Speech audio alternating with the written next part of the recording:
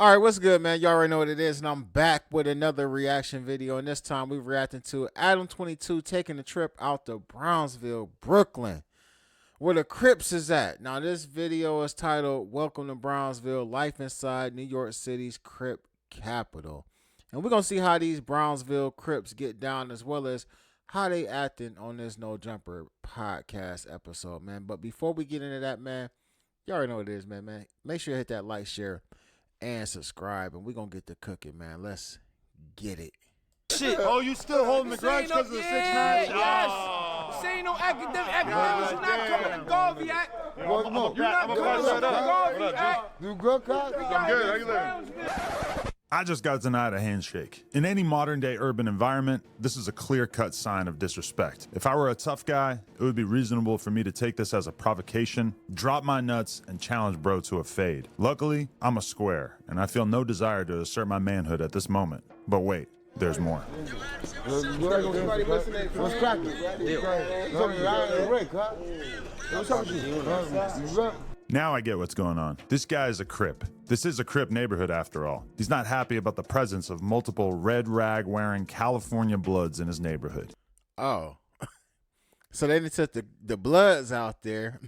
He wasn't feeling the Bloods being in his neighborhood with them red rags on, but the New York Cripping is different though. So I mean, I ain't gonna say it's different because Crips get along with Bloods in other places too. It ain't about the red and blue, but apparently Cuz wasn't feeling it, man. But let's look at the difference in like just the look of the Crips in New York versus in Cali. We just did that watch joint. Check this out though.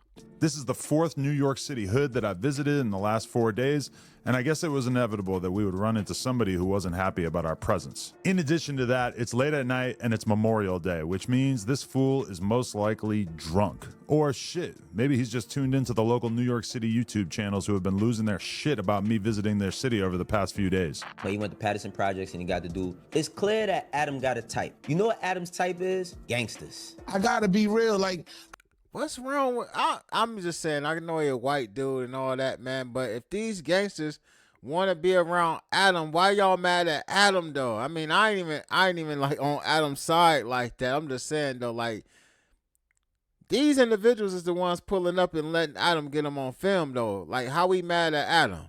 Check the gangsters, not Adam. I don't know how New York is rocking with Adam 22. I gotta be real. Did we not learn anything of what happened to Big U, Loose Cannon, Brick Baby? This is not a good look. That definitely looked like my thumbnail.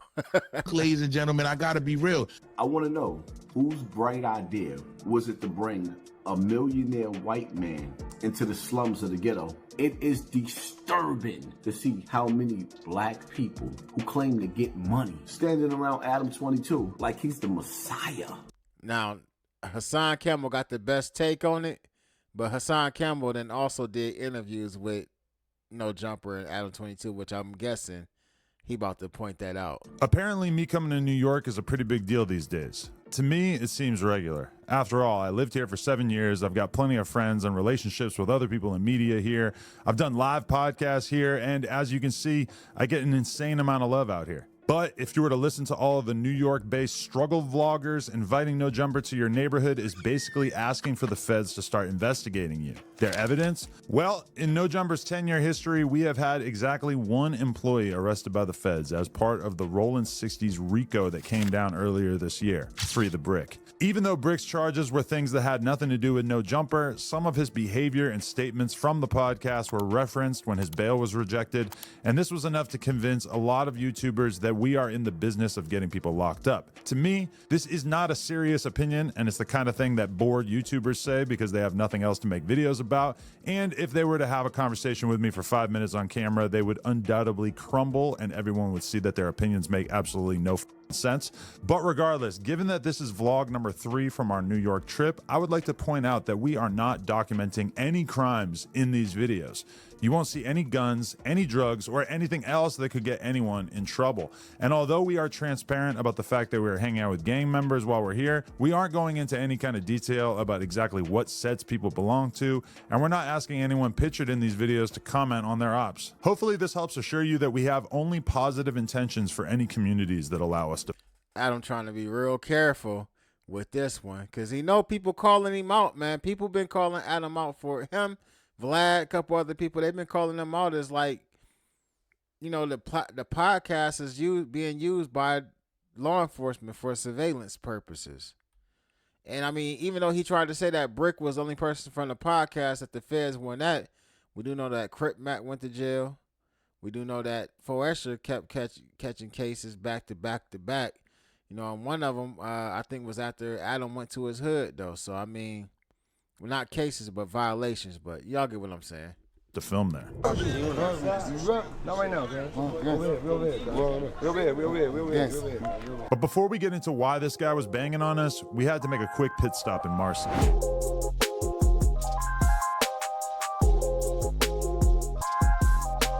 For those who don't know, Marcy is a housing project located in the Bedstey neighborhood of Brooklyn. I could read off a bunch of information about Marcy for you right now, but there's really only one thing that makes Marcy the most famous project in all of Brooklyn, and that is its most notable former resident, Sean Carter, aka Jay-Z, who is unquestionably the richest rapper alive with an estimated fortune of over $2 billion.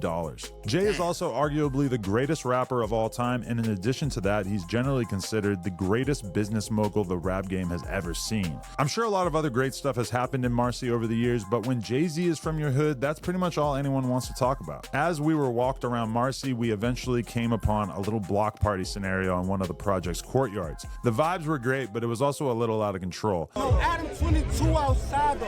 What he doing out here, man? Come on, man. We can walk around the hood, though. What's going on, G?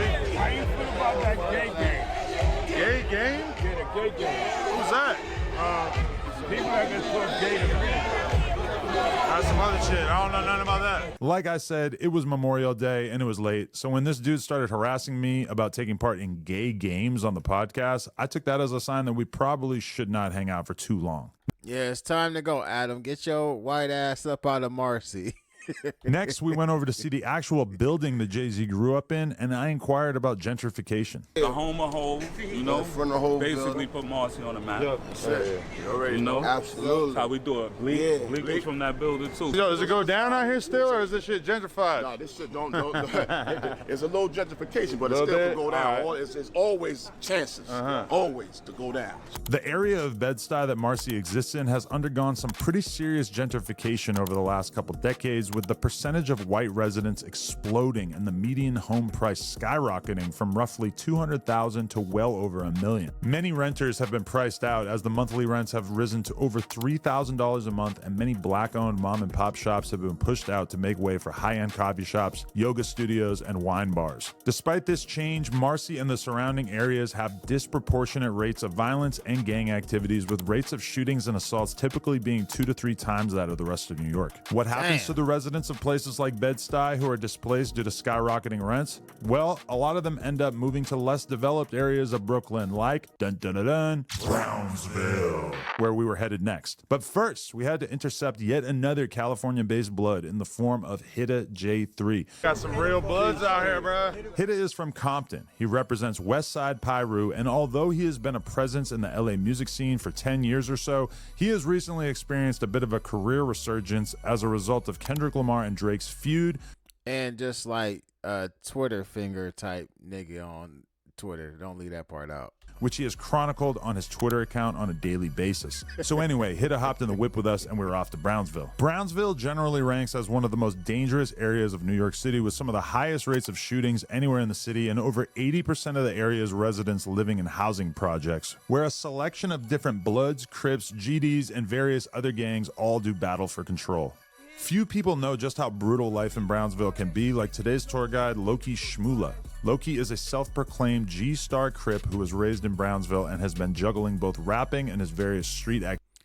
Damn, that name familiar. Like, he was beefing with somebody at one time. I don't know if it was like Blueface or it was somebody he was going at it with, though. I remember. It's gonna come to me. Activities for many years now. He first rose to prominence in 2013 as a result of a tragedy. He was walking his 16-month-old son in a stroller just a block away from where we filmed this vlog when his ops pulled up, shooting, killing the child. You've been through some of the most fucked up shit that someone could go through in this kind of environment. So I watched an old interview with you where you talked about losing your son when he was 16 months. Word. That was right around here? Yeah, on the corner of this block, bro. You know what I'm saying? Crazy. And for people that be asking, like, why I bring the cameras and certain shit back to the hood after certain, like, yo, niggas kill your son over there, I would never. Like, listen, bro. Like, it's people from this neighborhood and every other neighborhood that don't have a way. So when I bring the cameras here and I put the cameras on these bricks, these little girls that decide to want to do something in life, when they take their pictures here, people familiar with where I'm from. These little kids that want to, it just gives them a bigger platform to just try to feel like they somebody, you know what I'm saying? So this is why I bring it, this is why I try, because I know how I felt. If it had somebody like me doing this shit young, my son probably never got killed. This story would have definitely made the news no matter what, but it took on an additional level of virality once it was revealed that Loki refused to cooperate with the police, preferring to let street justice play out instead. I've spent many hours of my life listening to dudes tell me how serious they take the street's no snitching policy, but most of those guys probably haven't contemplated how they would behave if they had to deal with a situation as horrific as this. You made a lot of waves after the situation with your son because you wouldn't even cooperate with the police or talk to him about it. What was that decision like? It's just something that you just, it's not even a decision. There's no other decision. Like, I mean, at the end of the day, like, yeah, let me do my thing. You know what I'm saying? Like, ain't nothing to talk about. I want them. Certain shit it is what it is, you feel me? You can't sit down and it's like me personally, I can't live with myself, like, telling on nobody, bro. Like, that shit, I hate police, bro. I hate prison. I hate correctional officers. I hate anything that's got anything to do with that type of shit, bro. So it's like, I can't speak on what I'd rather do to somebody, but the people know. So I'd rather that than try to put a nigga in jail, bro. For like, sure. put you in jail is like the scary way. It's like, oh, I can't handle you, so I'm gonna put the cops on you. I ain't gonna say it's the scary way, because, you know, to each his own, and you never know how somebody gonna react in that situation until you face with it. But, you know, we can all say what we would do if it was us. That's what that is. We would do that. That's what that is. Like, the level of the pressure is too high for them. It's like, oh, I can't deal with that. We gonna tell on this nigga. Them niggas is coming. Them niggas come firing. We can't deal with these niggas.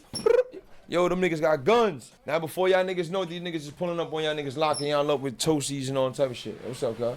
At this point in the interview, we were interrupted by the same dude who had approached us earlier. I'm not sure if he wanted to apologize or double down, but either way, Loki was not happy about this. Not right now, guys. Not right now. My grandma's on the way in right now, guys. Yo, Crip, not right now, guys. Not right now. I can't piece your mind. He waving you, guys. Not right now. Cuz, not right now. I'm on camera. Relax, cuz. Not right now. So what? Crip, listen, cuz. Not right now, cuz. You're disturbing my business, bro. Not right now, bro. Yo, Poppy, come get this nigga, cuz. Yo, Rick, y'all niggas keep this nigga out. Yo, bro. Let me just say what I'm saying. Yo, cuz, keep him outside, bro.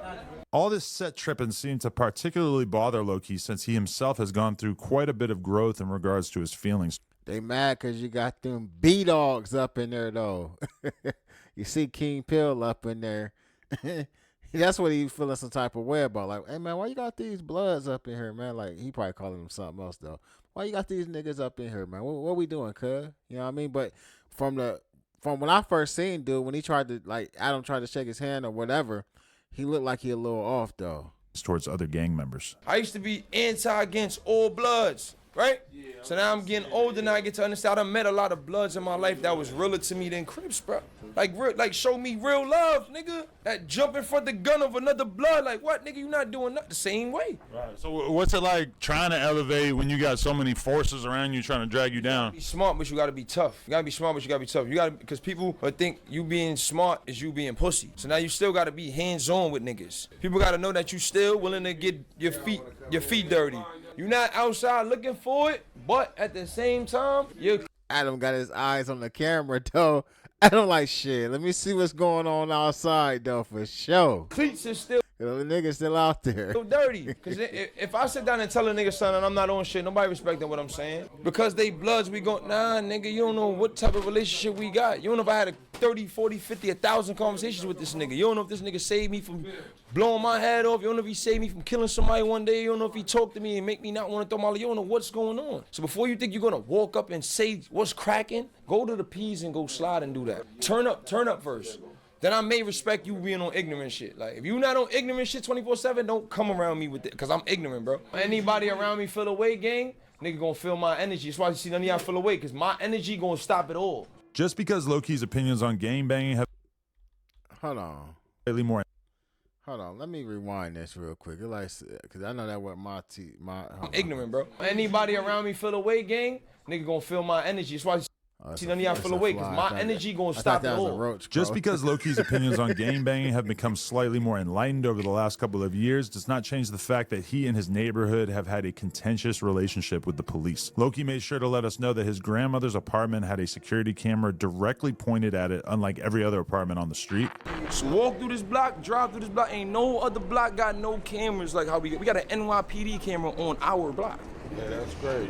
It's 4 or 5 blocks over here. None of them got that though. And they cold. They got Granny their crib. own motherfucking camera set up. Yeah, facing Granny crib. They see what's going on. Their own camera. It's a fact. And he even described the local police force as being capable of smelling handguns from a distance while patrolling the block. What's the relationship between y'all and the cops out here? Like what's it actually like day to day? Like, are the cops mostly like hands off, or are they all up in your shit? Hands on. Yeah, like the cops out here, the detectives and shit, bro, they jump out. They chasing you down. They got detectives that smell guns. You laughing, kid? What do you mean, like dogs? I ain't even gonna say this one nigga name, because he been on my line. That's the nigga who sent me to the feds. I ain't even gonna say his name. But they got this one cop from my hood, bro. This nigga will chase you for blocks, bro. On feet. He will jump out he loves the chase, bro. He will chase you, bro. I'm not sure if this gun-smelling claim is meant to be taken literally or not, but either way, I've interviewed a lot of gang members over the years, and I can't think of another instance where the cops were spoken about like this. The NYPD is a pretty intimidating force, even in the more touristy areas of New York, but NYPD is like, they own like little Fed or like CIA, Homeland Security. They like that. They got all the technology. You gotta think about how big New York is. They police force is serious though. But out here in Brownsville, the public's relationship with the boys in blue is even more strained. Part of me feels like this is probably a necessary evil. It would be nice if the cops could just leave everyone alone out here, but given how many gangs are active in Brownsville and just how much violence actually goes on here, the cops just minding their own business seems unlikely. Loki's G-Stone Crips haven't had to deal with any major gang takedowns in the last 10 years or so, but over on the blood side of things, this year the warring 5'9" Brims and Bloodhound Brims were the target of a 2-year probe into their beef that ended with 14 members being arrested for charges including murder, attempted murder, conspiracy, and multiple shootings all over Brooklyn. These sort of investigations undoubtedly cost millions of dollars, and while they might temporarily take guns off the streets and put some dangerous dudes behind bars, I'm not entirely sure what can be done to chip away at the root cause of all this violence, namely multiple generations of New Yorkers who feel they have no logical path out of poverty and hardly any opportunities as far as employment and education. Make sure you go watch our other 2 videos we produced while we were on this trip to New York, where we visited the infamous Patterson houses in the Bronx and where we visited Bobby Schmurda's hood with him. And as always, we appreciate each and every like, comment, and share. All right, man. That was his trip to Brownsville, man. I don't know. Y'all get in the comment section. Y'all tell me what y'all think about this. Adam tweaking though. Like, that was a dangerous trip that he just took, man. I really feel like Adam could have really got himself hurt. I wanted to see if they ever talked to homeboy though, who wasn't feeling them bloods being there. Get in the comment section though. Y'all already know what it is, man. Ruler gang.